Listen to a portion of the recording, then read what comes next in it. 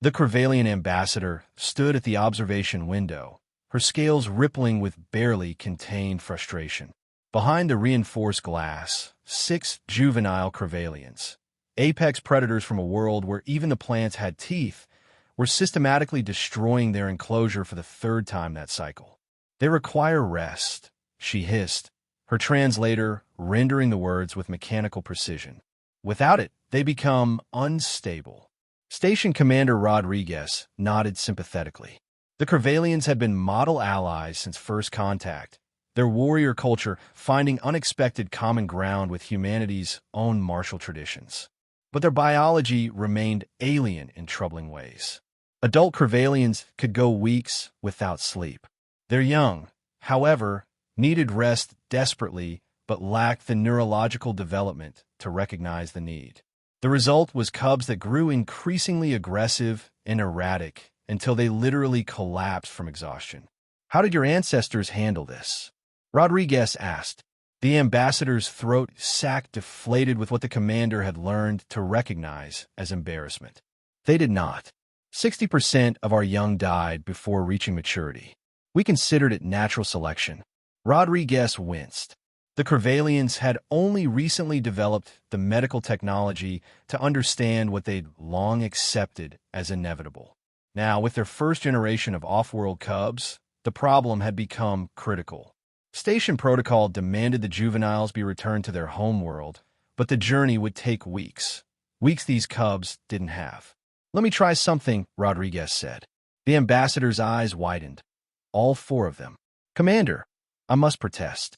These are not human children. They have killed trained handlers on our homeworld. Their claws can pierce battle armor." "I know." Rodriguez was already heading for the door. "That's why I'm not going in there as a handler." 10 minutes later, Lieutenant James Morrison stood outside the enclosure, a worn paperback book tucked under one arm. He'd been chosen not for his combat scores, though they were exemplary, but because he had 3 younger siblings and had once talked down a berserk Torgalian mercenary by reciting coffee shop poetry. The cubs noticed him immediately. 6 pairs of luminous eyes locked onto the human, and 6 sets of razor-sharp claws extended with audible snicks. The largest cub, nearly the size of a full-grown human, released a sound somewhere between a growl and a scream. Morrison sat down cross-legged just inside the door and opened his book. "In a hole in the ground," he began, his voice steady and unremarkable, "there lived a hobbit." The cubs shifted uncertainly.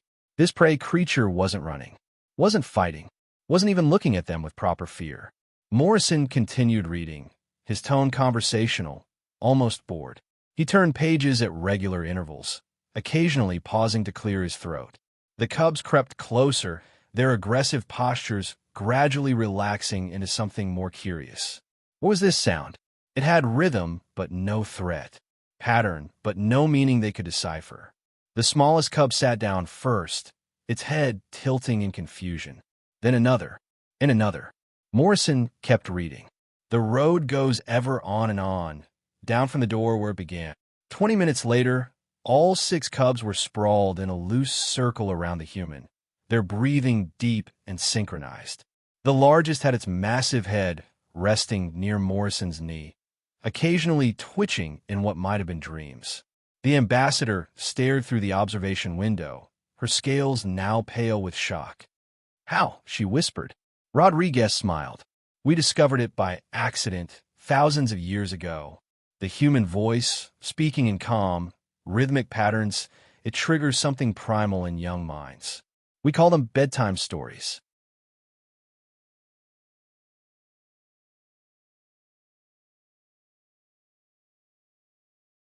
"But they are predators, killers from before they can walk." "So were we," Rodriguez said softly. "Still are, if we're honest. But somewhere in our evolution, we learned that the fiercest hunter still needs to feel safe enough to sleep. We learned to create that safety with nothing but our voices and our stories." Morrison turned another page, and 6 apex predators slept peacefully, guarded by nothing more dangerous than words on paper and the steady voice of a human who remembered being read to sleep himself. Long ago, that Triclawed can make mistakes. Please double-check responses.